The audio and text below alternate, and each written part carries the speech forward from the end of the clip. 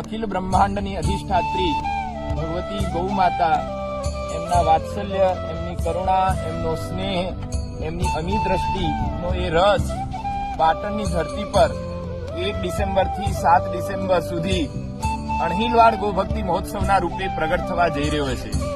અને એના જ સંદર્ભે આવતીકાલે તારીખ 14 સપ્ટેમ્બર રવિવારના રોજ પાટણ નવાગંજ બજારમાં સજ્જન શક્તિ ગૌ સંમેલન આયોજિત કરવામાં આવ્યું છે.